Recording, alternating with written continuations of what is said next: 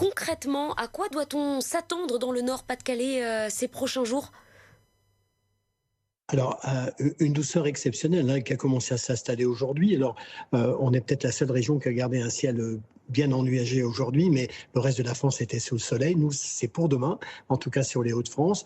Alors, on est en présence d'une douceur exceptionnelle, hein. C'est un flux de sud, qui nous arrive du bassin méditerranéen, des conditions anticycloniques qui envahissent tout le territoire et qui nous apporte évidemment ces températures très élevées, hein, avec 18 degrés attendus pour demain, peut-être même localement on va frôler les 19 à 20 degrés dans certains secteurs.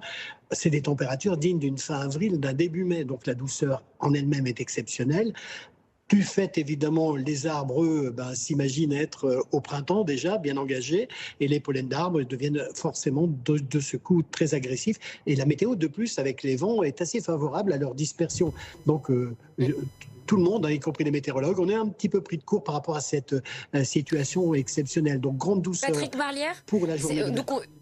on peut dire que ces températures sont bien au-dessus des normales de saison. Ouais, quasiment plus de 10 degrés, hein, au-dessus des normales. Et c'est la journée de mercredi. Ce que j'allais évoquer, c'était que cette journée de mercredi sera certainement la plus douce de la semaine. Ensuite, les températures vont rester entre 15 et 16 degrés jusqu'en fin de semaine et baisser un tout petit peu ce week-end, mais restant toujours au-dessus des normales. Donc, cette douceur exceptionnelle va se poursuivre jusqu'à la fin de ce mois de février et même pour le début du mois de mars. Donc, voilà une situation qui est assez paradoxale. Mais pour autant, il y a un autre phénomène qui va venir assombrir de temps en temps le ciel, en tout cas le voiler, c'est le sable du Sahara qui est poussé par ces vents de sud, qui devrait donc arriver chez nous jeudi et vendredi, et donc voiler notre ciel. Mais les températures, je vous le rappelle, resteront très élevées, 15-16 degrés, alors que la moyenne en avril, au mois de février, sur l'île, c'est autour de 8 à 10 degrés. Vous voyez qu'on est quasiment au double de Ouais. ces valeurs. On peut parler d'exception. Un lapsus hein, qui montre bien que la situation est en train d'évoluer. Alors justement, ces pics de pollen, est-ce que c'est un phénomène très ponctuel ou peut-être que les saisons polliniques vont progressivement changer? Et tout bascule, hein, au niveau de la météo, hein.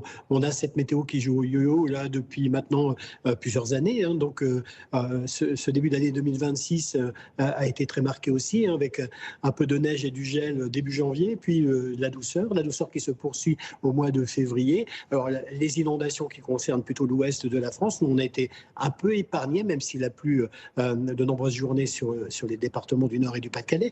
Mais ce qui nous inquiète aussi, c'est la tendance pour les semaines et les mois à venir. Comment sera ce printemps et cet été 2026 sur la France? Les modèles météo sont un peu bousculés dans cette évolution et pour l'instant, c'est une grande douceur et des températures très élevées pour cet été, mais il faudra conforter et confirmer cette prévision dans les semaines à venir. Et selon vos observations, est-ce que ce que nous vivons en ce moment est typique du changement climatique?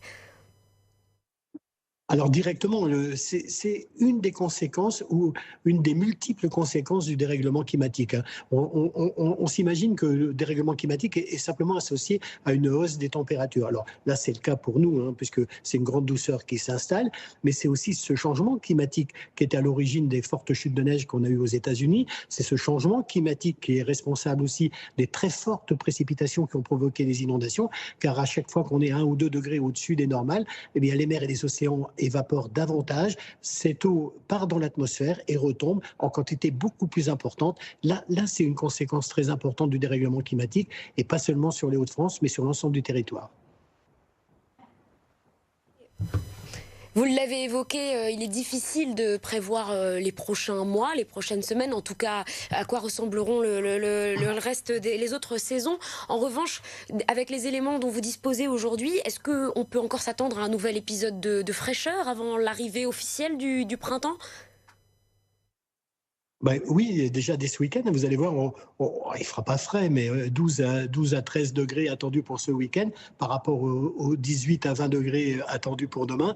Ouais, on a une baisse assez sensible des températures, mais je vous rappelle qu'on reste toujours au-dessus des normales de saison et qu'on regarde un peu plus loin dans la tendance météo, ça reste toujours effectivement au-dessus de ces valeurs.